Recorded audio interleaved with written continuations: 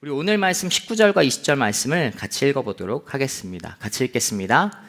그 무렵 스데반의 일로 페니키아, 키프로스 그리고 안디옥까지 건너가 유대 사람들에게만 말씀을 전하고 있었습니다. 그런데 그 가운데 키프로스와 구레네 출신인 몇 사람은 안디옥으로 들어가 그리스 사람들에게도 복음을 전하기 시작했습니다. 아멘. 자, 오늘 말씀을 바라보게 되면 스데반 집사의 순교 이후 그리스도인들은 여러 지역에 퍼져나가 있었던 것을 발견하게 됩니다. 특별히 안디옥 지역까지 이 흩어짐이 발생했다라고 말씀은 기록하고 있어요. 이스라엘이 아닌 안디옥은 수리아 지역이었어요. 그들은 흩어졌지만 그 수리아 지역 안디옥에서도 무엇을 하고 있었습니까? 바로 복음을 전하고 있었던 것을 발견하게 됩니다. 그러나 19절에 나오듯이 그 대상은 유대인으로 한정되어 있었습니다. 그런데 그 지역에서, 그 안디옥에서 이방인이 아닌 그리스 사람에게도 복음이 전해지는 사건이 발생합니다. 이 안디옥은 로마가 다스리는 이 세 번째로 큰 도시였거든요. 로마가 다스리는 지역 중에 세 번째로 큰 도시였어요. 첫 번째는 로마였고, 두 번째는 가이사랴라는 도시였고, 세 번째는 이 안디옥이 바로 로마가 통치하는 큰 도시 세 번째였습니다. 그렇기 때문에 그곳에 많은 이방인들이 있었고, 그 안에서 그 이방인들 대상으로 이 안디옥까지 갔던 이 그리스도인들을 통해서 바로 복음이 전파되는 사건이 발생한 것이죠. 어떻게 이런 일이 가능했을까요? 힌트는 19절 첫 번째 단어에 있습니다. 우리가 19절 첫 번째 단어를 읽었을 때 등장하는 것은 바로 그 무렵입니다.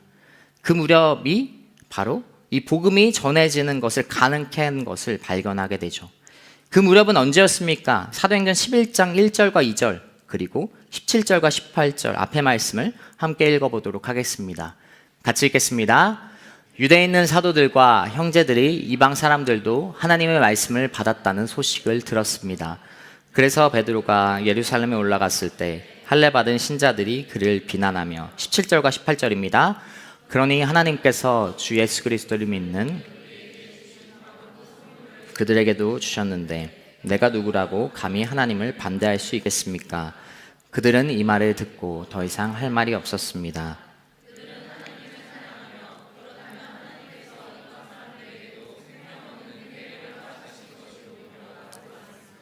아멘. 자, 그 무렵은 언제입니까? 우리가 지난주 말씀을 통해 보았듯이 베드로가 고넬료를 만나고 이 이방인에게 첫 번째로 복음이 전파되는 사건이 발생하죠. 유대교로 개종한 사람이 아닌 정말로 이방인에게 하나님의 복음이, 예수 그리스도의 복음이 전해진 그 사건이 지난주 말씀이었어요. 그 소식은 너무나 획기적인 일이었기 때문에, 그리고 지난주 말씀처럼 선을 넘는, 경계선을 넘는 사건이었기 때문에 그 소식이 예루살렘에까지도 빠르게 전해졌습니다. 바로 교회 본부로 여겨지던 초대교회가 있던 예루살렘 교회 공동체 가운데도 그 소식이 전해진 것이죠. 그런데 예루살렘 교회 공동체는 대부분의 구성원들이 당연 유대인이었어요. 경건한 생활을 추구하는 유대인이었습니다.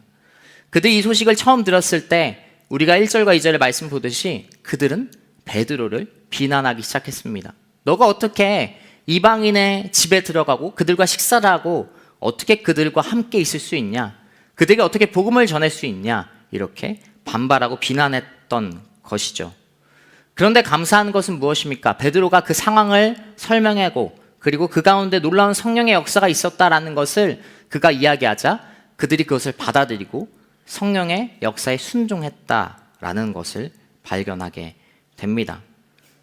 그것을 받아들이기 시작했을 때 예루살렘 초대교회 공동체, 당시 어떻게 보면 그리스도 교회의 본부가 되는 예루살렘 공동체가 이 이방인에게 복음이 전파되는 것을 받아들이기 시작했을 때 바로 그 무렵에 오늘 말씀의 사건이 진행되는 것이죠. 바로 안디옥에서 전혀 상관없는 또 다른 곳에서 성령님의 놀라운 역사가 동일하게 펼쳐지는 것입니다. 안디옥에서도 유대인을 넘어서 이방인에게 복음이 전해지는 사건이 바로 펼쳐진 것이죠. 여러분, 안디옥에 오늘 우리가 읽었던 20절의 말씀을 보면 키프로스와 구레네 출신 몇 사람이 이방인의 복음을 전하죠. 그런데 지난주 말씀과 동일한 사건이지만 다른 것이 있습니다. 베드로와 고넬료처럼 이 몇몇의 사람들은 환상을 보지 않았어요. 하나님께서 지난주 말씀에는 분명히 그들에게, 베드로에게, 고넬료에게 만남을 주선하는 사건이 있었죠. 환상을 보여주시고 말씀을 직접 전해주셨습니다. 그런데 안디옥에서는 그런 어떤 이야기가 나오지 않습니다. 그런데 어떻게 그들은 이 선을 도저히 행동할 수 없었던, 이전에는 없었던 이방인에게 복음을 전한 사건이 어떻게 이루어진 것일까요? 성령의 역사로 지역은 떨어져 있지만 그들의 마음을 하나님께서 열어주신 것이죠. 이전에는 한 번도 없었던 일이지만 초대교회가 예루살렘 공동체 그것을 믿음으로 받아들이기 시작했을 때 전혀 상관없는 지역이지만 성령의 동일한 역사가 그리스도인들에게, 그리스도인을 통해서 안디옥 지역에게 복음이 전파된 역사가 펼쳐지는 것입니다. 예수님을 믿지 않은 이방인들에게 그들이 나아갔을 때, 그리고 복음을 전할 때 성령의 역사를 경험하게 되는 것을 발견하게 되죠. 여러분, 우리 그리스도인들은 누구나 성령의 역사를 경험하고 싶어 합니다. 이것을 바꿔 말하면 하나님께서 살아계신 것을 우리가 경험하고 싶어 하죠. 우리는 교회를 다니면서 교회를 다니지만 하나님께서 살아계신 것을 경험하고 싶어 합니다. 그것을 깨닫지 못하고 그것을 경험하지 못할 때가 많기 때문이죠. 말씀을 통해서 분명히 깨달을 수 있는 것은 무엇입니까? 성령님께서 역사하는 여러 현장이 있겠지만 반드시 성령의 역사가 일어나는 곳이 있습니다. 지역은 떨어져 있고 소식은 전할 수 없는 환경이었지만 당시 무슨 시대가 발달하지 않은 그런 상황에서도 소식을 서로 전달하는 것은 아니지만 이전에 없었던 일이 펼쳐지는 것은 바로 성령의 역사하심 속에 이 놀라운 사건들이 계속 진행된다는 것을 깨달을 수 있다라는 것이죠. 성령의 역사가 일어나는 곳은 어디입니까? 바로 복음이 전해져야 되는 곳에 성령의 놀라운 일이 반드시 일어나는 것을 발견하게 됩니다. 여러분, 그리스도인들은 어떤 사람인가요? 우리는 어디에 있어야 되는 존재입니까? 첫 번째, 복음이 전해져야 되는 곳에 있는 사람들이 바로 그리스도인입니다. 우리가 이유 말씀을 읽어서 알겠지만 예수님을 믿는 사람들이 자신들을 그리스도인이라고 소개하지 않았어요. 그리스도인들이 자신을 그리스도인이라고 불러달라고 하지 않았습니다. 어떻게 되죠? 다른 사람들이 그리스도인으로 부른 것을 발견하게 됩니다. 죄송해요. 자신들이 그렇게 소개한 것이 아니라 다른 사람들이 예수 그리스도, 그리스도인이라고 그들을 불렀다라는 것이죠. 그 얘기인 것은 무엇입니까? 믿지 않는 사람들 가운데 그리스도인이 있었다라는 거예요. 자신들을 그리스도인이라고 불러주는 다른 믿지 않는 이방인들과 다른 곳에 그리스도인들이 있었다라는 것입니다. 바꿔 말하면 복음이 전해져야 되는 대상이 있는 곳에 그리스도인이 있을 때 그들이 그리스도인으로 불려짐을 받게 되었다라는 것이죠. 우리끼리 있을 때, 그리스도인이 있을 때 우리가 서로 이렇게 얘기합니까? 너 교회 다녔구나 이렇게 이야기하지 않죠. 우리가 수모임하면서 너 교회 다녀 이렇게 이야기한다면 굉장히 불쾌할 것입니다. 그러나 교회를 다니지 않는 그리스도를 모르는 사람들 가운데 복음이 전해져야 되는 곳에 그리스도인이 있을 때 그들이 처음으로 그리스도인이라고 불려짐을 받게 되었다라는 것입니다. 여러분, 그리스도인은 어디에 있어야 됩니까? 그리고 그리스도인은 어떻게 살아가야 됩니까? 바로 복음이 전해져야 되는 곳에 있어야 되는 것이죠. 복음이 필요한 곳에 나아가야 되는 사람이 바로 그리스도인인 것입니다. 내가 자격이 있어서 신앙생활을 오래 했다고 가는 것이 아니라 누구나 그리스도인이라면 복음이 필요한 곳에 가는 것입니다. 그게 바로 그리스도인이라고 오늘 말씀은 기록하고 있는 거예요. 나에게 능력이 있어서 가는 것이 아닌 것을 분명히 말씀은 기록하고 있죠. 21절 말씀은 무엇이라고 그래서 기록하고 있습니까? 21절 말씀 함께 읽겠습니다. 주의 손이 그들과 함께 하셔서 많은 수의 사람들이 믿고 주께 돌아왔습니다. 아멘. 안디옥에 나아갔던 이방인들의 복음을 전했던 몇몇 사람들은 그냥 복음이 필요한 곳에 갔을 뿐이에요. 그리고 그곳에 그 복음을 들고 전했을 뿐이에요. 그들이 능력이 있어서, 그들이 자격이 있어서 한 것이 아니라 21절 말씀처럼 그들을 도우시는 성령의 역사가 있었기 때문에 놀라운 성령의 역사 현장을 발견하게 되는 것을 보게 됩니다. 여러분, 그리스도인으로서 복음이 필요한 곳에 나아가는 여러분 되시길 축복합니다. 그러면 성령님께서 여러분을, 그리고 그렇게 나아간 사람을 돕는 거예요. 내가 말을 잘해서, 내가 신앙생활 오래 해서, 내가 정말로 뜨거운 마음 때문에 가는 것이 아니라 일단 가면, 그리고 그곳에 복음이 필요한 것에 여러분이 일단 가면 하나님께서 역사하시는 것입니다.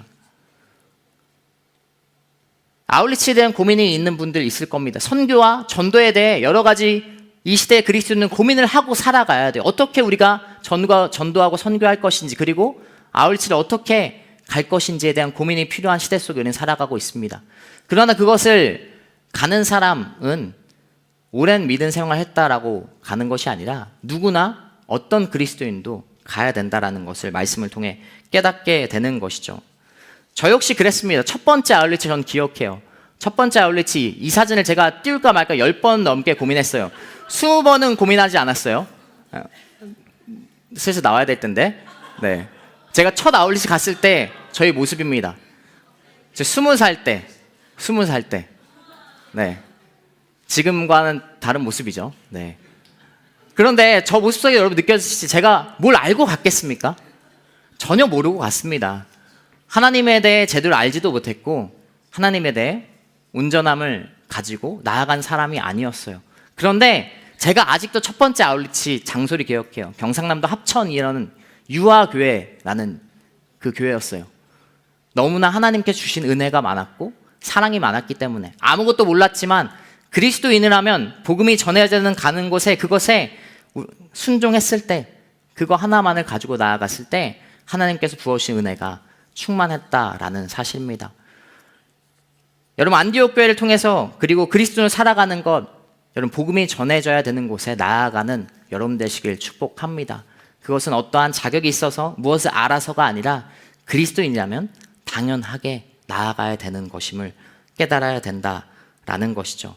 그렇게 나아갔을 때 하나님께서 그리고 성령님께서 우리의 손을 도우시는 것입니다. 여러분이 그 믿음의 성령의 현장에, 성령의 역사의 현장에 있는 여러분 되시길 축복합니다. 우리 옆사람 이렇게 축복하겠습니다. 성령의 역사를 경험합시다. 성령의 역사를 경험합시다. 그것이 바로 그리스도인으로 살아가는 첫 번째입니다. 우리 계속해서 안디옥에 있는 성도들이 어떻게 그리스도인을 불리게 되었는지 22절부터 24절까지 말씀을 통해 깨닫게 원합니다. 함께 읽겠습니다. 이 소식이 예루살렘에 있는 교회에 전하이자 그들은 바나바를 안디옥으로 보냈습니다. 바나바는 안디옥에 도착해 하나님의 은혜가 내린 것을 보고 기뻐하며 주께 끝까지 충성하라고 그들 모두를 격려했습니다. 그는 착하고 성령과 믿음이 충만한 사람이었기 때문에. 아멘. 자, 예루살렘 교회 본부, 당시 본부였던 그 교회 공동체도 이 안디옥의 사건을 듣게 됩니다. 그래서 이들은 바나바를 보냅니다. 어떻게 그 이방인에게 복음이 전해졌는지 상황을 파악하고 더 나아가서 안디옥에 생긴 교회 공동체를 이 바나바를 통해 감독하게 하는 것이죠. 바나바는 여러분 이 말씀을 통해 깨닫게 되는 것은 사도행전 4장 36절 이런 말씀이 있습니다. 제가 읽겠습니다. 키프로스 출신인 요셉이라는 레위 사람이 있었습니다. 사도들은 그를 바나바라고도 불렀는데 바나바는 위로의 아들이라는 뜻입니다. 아멘. 바나바를 보낸 이유가 있어요. 첫 번째는 그가 키프로스 출신이었다라는 것이죠. 이 안디옥에서 이방인에게 복음을 전했던 이 앞에 우리 20절 말씀을 보면은 키프로스 출신들이 그리고 구레네 사람들이 중심이 되어서 그 복음을 전파했던 것을 바라보게 돼요. 이 바나바를 보낸 것은 동일한 고향을 가진 사람을 그들에게 보낸 것이죠.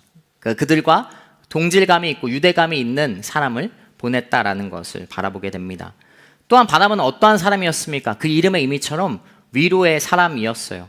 그래서 우리가 말씀을 읽었지만 그 바나바가 갔을 때 이 안디옥 교회 성도들에게 그들에게 모두 격려를 해주는 은사가 있었다. 위로를 해주고 격려를 해주는 은사가 있었다라는 것을 발견하게 됩니다. 그로 인해서 안디옥에서 더욱더 많은 그리스도인들이 생겨난 것을 보게 되는 것이죠. 그리고 바나바는 이후 바울을 불러서 그가 함께 안디옥에 사역하게 하는 것을 바라보게 됩니다. 바울이 회심했을 때도 예루살렘의 성도들이 바울을 믿지 않았을 때도 그를 인도했던 것도 바나바였죠. 사도행전 9장 27절 그리고 오늘 말씀 25절 26절 말씀 세 구절을 같이 더 읽어보도록 하겠습니다. 함께 읽겠습니다. 그러나 바나바는 사울을 데리고 사도들에게 가서 사울이 길에서 어떻게 주를 보았으면 주께서 그에게 말씀하신 것과 다메섹에서 그가 예수의 이름을 담대하게 전한 것을 그들에게 이야기해 주었습니다. 그리고 바나바는 사울을 찾으러 다소로 가서 그를 만나 안디옥으로 데리고 왔습니다. 1년 내내 그곳 교회에 머물면서 많은 사람들을 가르쳤습니다. 그리고 안디옥에서 제자들은 처음으로 그리스도의 사람이라고 불렸습니다. 아멘. 자, 바나바는 많은 성도들이 안디옥에서 생겨나자 자신이 혼자 그 안디옥 교회를 감독할 수 있었음에도 불구하고 바울을 불러서 함께 그 안디옥 교회 공동체를 감독하는 것을 바라보게 됩니다. 오늘날로 그냥 심플하게 바꿔 말하면 이 바나바 담임 목사였던 바나바가 바울까지 불러서 공동 목회를 하는 거예요. 그래서 자신이 높임 받는 것이 아니라 다른 사람을 세워주고 하나님께 온전히 그 영광을 돌리는 바나바의 이 낮아짐의 모습을 볼 수 있는 것이죠. 그리고 다른 사람을 격려하고 위로하는 그의 은사가 있었던 것처럼 많은 성도들이 위로를 받고 더욱더 하나님 앞에 돌아오게 되는 것을, 예수님 앞에 나아가는 것을 바라보게 됩니다. 그렇게 그들이 함께 지내고 하나님 앞에 생활하면서 1년쯤 지났을 때 다른 사람들이 그들을 그리스도인이라고 불렀다라는 말씀이 기록된 것이죠. 여러분, 우리는 이 바나바의 모습과 그리고 안디옥 교회 성도들을 통해서 이 성도들이 어떻게 하나님 앞에 예수님을 믿고 어떻게 생활하는지 어느 정도 생각해 볼 수 있어요. 첫 번째는 무엇입니까? 그리스도인으로서 그들이 부끄럽지 않은 삶을 살아갔다라는 것이죠. 바나바가 치리했던 그 교회 성도들 역시 다른 사람을 세워주고 격려해주고 위로해주는 그러한 하나님의 은혜 속에 성도의 생활을 이어갔을 것입니다. 그렇게 그들은 믿지 않는 사람들과 구별됐던 삶을 살았던 것이죠. 그리스도인으로서 부끄럽지 않는 삶을 살아갔을 때 그들이 그리스도인으로 불려지게 된 것입니다. 열심을 내어 예수님을 닮아 낮아짐의 삶을 살아가려 했던 것을 우리는 보게 됩니다. 우리는 그리스도인으로서 부끄럽지 않은 삶을 살아가야 돼요. 당연하지만 우리는 예수님을 믿는 사람으로서 부끄럽지 않는 삶을 살아가기 위해 노력해야 됩니다. 그것이 우리에게 주어진 삶의 과제이죠. 그러나 우리는 연약해서 때론 넘어집니다. 그래서 사실 우리에게 필요한 것은 오늘 필요한 것은 두 번째입니다. 두 번째, 안디옥 교회 성도들과 바나바를 통해서 우리는 무엇을 또 깨달을 수 있는가? 그들이 그리스도인이라 불리는 것을 부끄러워하지 않았다라는 거예요. 첫 번째는 그리스도인으로서 부끄럽지 않은 삶을 살아갔다라는 것이지만 두 번째는 그들이 그리스도인을 불리는 것 자체를 부끄러워하지 않았다라는 거예요. 이 많은 학자들이 이 본문을 유추할 때 안디옥 성도들이 그리스도인을 불리게 된 이 표현이 마냥 좋은 의미가 아니었을 거라고 이야기합니다. 그들이 그리스도인을 합당한 삶을 살았건 살지 못했건 상관없이 이 믿지 않은 사람들이 이 그리스도인을 표현한 것은 약간의 조롱의 의미와 비꼬는 표현으로 그들을 그렇게 불렀다라고 이야기해요. 마치 우리나라에서 이런 표현이 있었죠. 예수쟁이라는 표현이 있었던 것처럼 이러한 표현처럼 그리스도인이라는 표현이 약간의 비꼼과 조롱의 표현이었다라고 이야기하는 것이죠. 그런 조롱과 비꼬는 표현이었지만 그럼에도 안디옥 성도들은 그리스도인을 불리는 것을 부끄러워하지 않았어요. 물론 우리가 이렇게 생각할 수 있죠. 안디옥 성도들이 그런 삶을 살았으니까 부끄러워하지 않았을 거라 생각할 수 있습니다. 그러나 우리가 예루살렘 교회 사도행전 앞전의 말씀을 보면 알고 있듯이 초대교회 성도들이 완벽하지 않았어요. 그들 가운데 분열이 있었고 혼란이 있었던 것을 우리는 너무나 잘 알고 있습니다. 안디옥 교회 성도들 역시 부끄럽지 않은 삶을 살려고 노력했겠지만 분명 넘어지는 부분들이 있었을 거예요. 그럼에도 불구하고 그들은 그리스도인에 불려지는 것을 부끄러워하지 않았어요. 오늘날 우리도 동일한 시대를 살아가고 있죠. 교회와 기독교에 대한 조롱과 비판의 너무나 부정적인 이미지 속에 우리는 살아가고 있습니다. 이 부정적인 시선이 너무 팽배하다 보니 교회를 다니는 것이 그리스도인이라는 것이 부끄러운 시대가 되어버렸어요. 그래서 뭐 샤이 크리스천 그리고 수줍은 그리스도인 우리는 실제 우리는 삶을 살아가고 있습니다.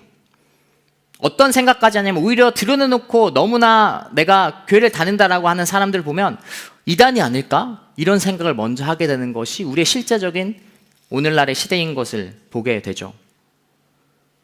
우리는 뭔가 이 부끄러움 속에 숨는 것이, 하이딩하는 것이 너무나 당연한 것처럼 살아가고 있는 시대 속에 살아가고 있습니다.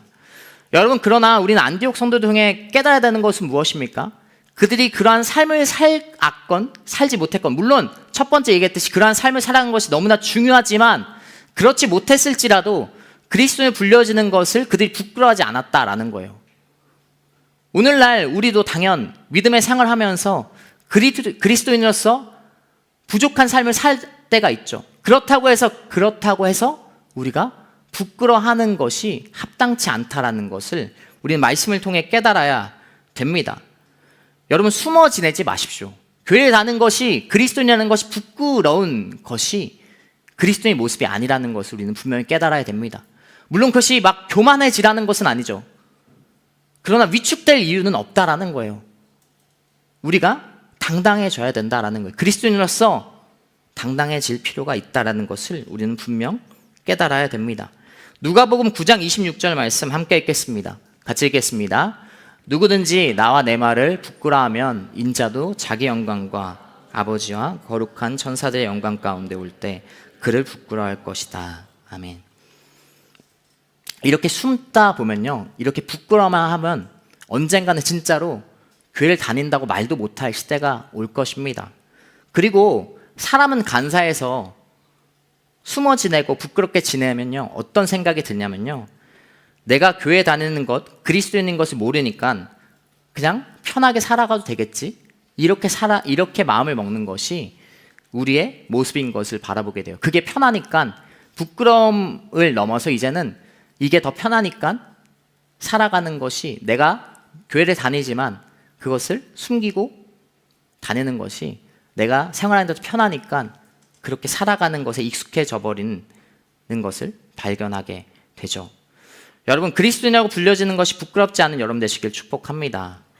물론 이런 분들도 있겠죠. 내가 괜히 그리스도인이라 이야기했는데 내가 그런 삶을 살지 못하니까, 아까 얘기했듯이 오히려 나 때문에 교회가 욕먹고 그리고 예수님이 욕을 먹을까봐 그래서 조심하는 분들도 계실 것입니다. 대부분 그럴 것이라고 생각해요. 저도 때로는 운전을 하면서 이 차량에 이제 106.9 극동방송의 스티커를 붙이시거나, 그리고 하나님은 당신을 사랑하십니다 이런 스티커를 붙인 이 차량들을 보게 됩니다. 누가 봐도 저 차는 교회를 다니는 그리스도인이구나, 아니면 목사님이겠구나라는 생각이 드는 차량들이 있어요. 그리고 성도분 중에도 뭐 스티커를 붙이는 분들이 계시죠. 그런데 그런 스티커를 붙이거나 그런 표시를 한 분들이 갑자기 끼어들 때, 그리고 이렇게 난폭 운전을 할 때 차라리 저는 스티커를 붙이지 말지, 이런 생각이 들 때가 있어요. 그런데 저는 붙이고 있지 않거든요. 제 차량에 붙이고 있지 않아요. 저도 이제 오늘 말씀 준비하면서 붙여야겠다는 생각이 들었어요. 제가 이렇게 얘기하는데 붙여야겠다는 생각이 들었습니다. 그런데 그런 생각을 하면서 말씀을 준비하면서, 그런데 그럼에도 불구하고 그 붙인 분들이 더 오늘 말씀에 합당한 삶을 살아가고 있구나라는 것을 깨달게 되었습니다. 부끄럽지 않은 거죠. 물론 전제 조건은 우리는 그리스도인으로서 합당한 삶을 살려고 노력해야 돼요. 그것을 배제하고 마음대로 살아라 이렇게 이야기하는 것이 아닙니다. 당연 우리는 그것을 추구해야 됩니다. 그러나 그것이 무서워서, 그것이 부끄러워서 내가 그리스도인인 것을 나타내지 않고 부끄러워하는 것을 당연하게 여긴다라는 것은 너무나 잘못된 생각이라는 것을 우리는 말씀 통해 깨달을 수 있다라는 것입니다. 저도 그런 표시를 하려고 이제 할 거고, 그리고 축구할 때도 일부러 저도 목사인 것을 밝히는 게 조심스러울 때가 있는데 그것에 대해 부끄럽지 않는 삶을 살려고 노력해야 되는 것이죠. 왜냐하면 누가복음 9장 26절 읽었던 말씀도 그렇게 하고, 바울 사도가 로마서 1장 16절에 이렇게 이야기하고 있어요. 상반절에 이렇게 이야기합니다. 같이 읽겠습니다. 나는 복음을 부끄러워하지 않습니다. 이 복음은 모든 믿는 사람들에게 구원을 주시는 하나님의 능력이기 때문입니다. 우리가 컨퍼런스 때 봤지만 바울이 이렇게 분명히 이야기하고 있다라는 것이죠. 부끄럽지 않은 거예요. 복음을 가지고 살아간다는 것, 그리스도인인 것은 부끄러운 삶이 아니라는 것을 분명히 이야기하고 있다라는 것입니다. 여러분, 먼저 그리스도인으로 합당한 삶을 살려고 하되, 그러나 그렇지 않더라도 그리스도인이라고 불려지는 것이 부끄럽지 않은 여러분 되시길 축복합니다. 그것이 그리스도인 합당한 삶, 그리고 안디옥 성도들이 그렇게 그리스도인을 불려졌다라는 것입니다. 우리 옆 사람 이렇게 한번 축복하겠습니다. 그리스도인으로 부끄럽지 않게 살아갑시다. 한 번 더 이야기할 때 그리스도인을 불리는 것을 부끄러워하지 맙시다 라고 축복하겠습니다. 아멘. 그러한 삶을 살아간 여러분 되시길 축복합니다. 우리 마지막으로 27절부터 30절까지 말씀을 함께 읽겠습니다. 같이 읽겠습니다. 이 기간 동안 몇몇 예언자들이 예루살렘에서 안디옥으로 내려왔습니다. 그들 가운데 아가보라는 사람이 있었는데 그가 일어나 로마 전역에 심한 기근이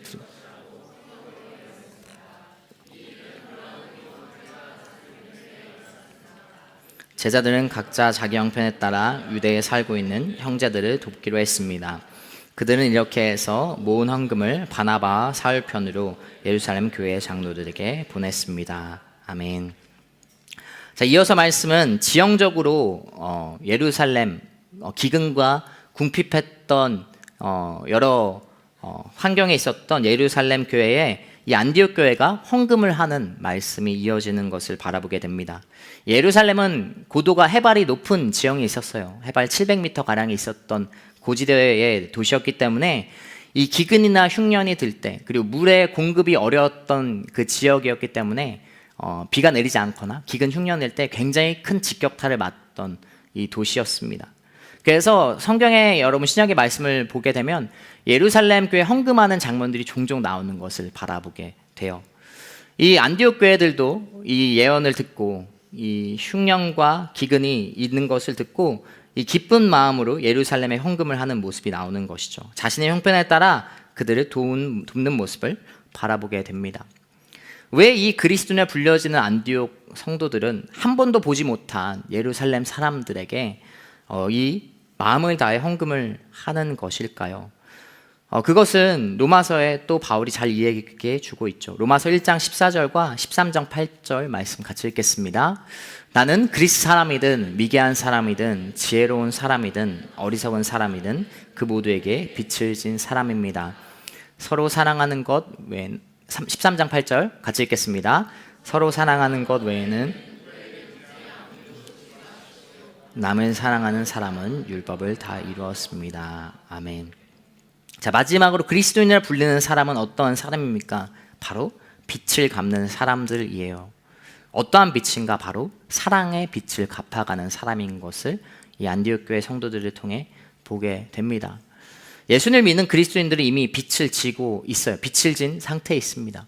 왜냐하면 예수님께서 너무나 큰 사랑을 우리에게 주고 가셨기 때문에 그래요. 지금도 주시고 계시고, 그리고 그 사랑을 다른 사람에게 전해달라고 우리에게 그 빛을 주셨기 때문에 그렇습니다. 여러분, 그리스도인은 어떻게 살아가는 사람입니까? 사랑하기 위해 살아가는 사람입니다. 그리스도인으로 복음이 전해져야 하는 곳에 나아가는 여러분 되시길 축복합니다.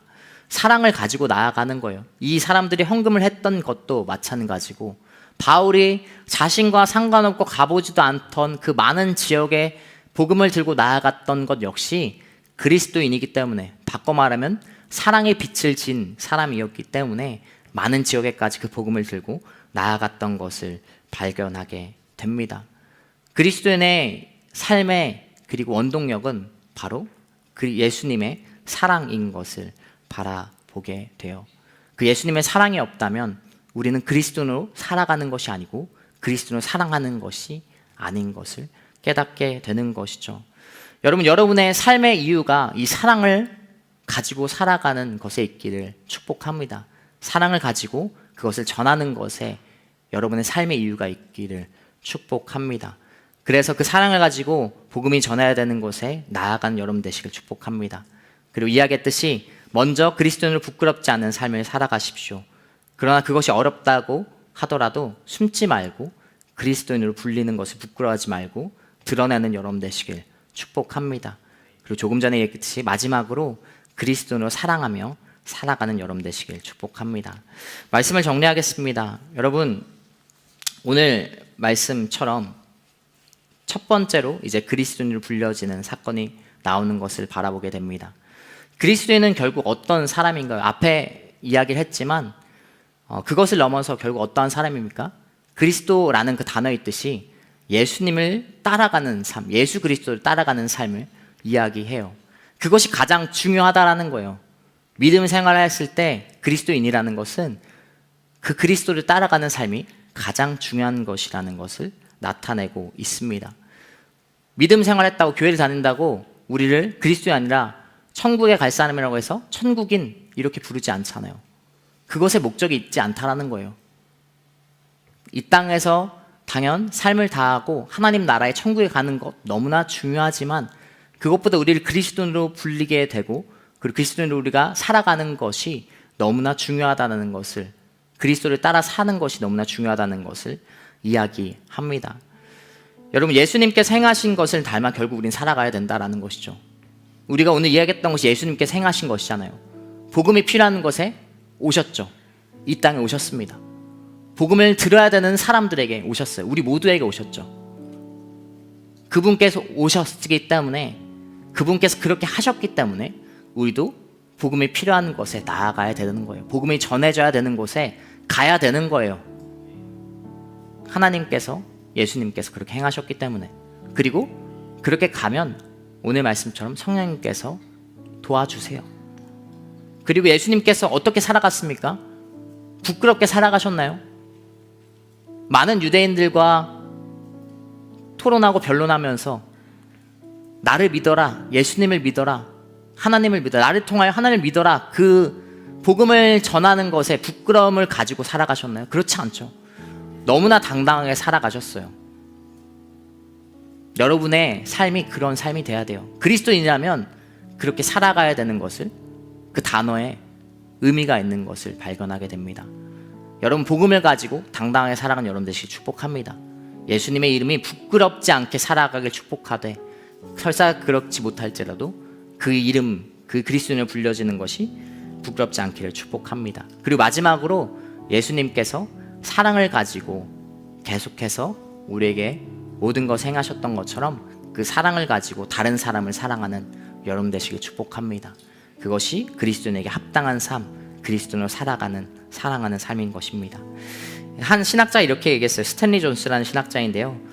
이렇게 얘기했습니다. 궁극적으로 무엇을 믿는가 보다 누구를 믿는가가 더 중요하며 예수 그리스도만이 우리의 이유이며 동시에 목적이라는 것이다 라고 이야기했습니다. 우리 그리스도인, 바로 내가 그러한 예수님을 닮아 살아가는 여러분 되시길 축복합니다. 우리 말씀을 기억하면서 찬양 한 곡 부르고 함께 기도할 텐데요. 우리 찬양곡 부를 때 함께 자리에 일어나서 함께 찬양하면 좋을 것 같습니다.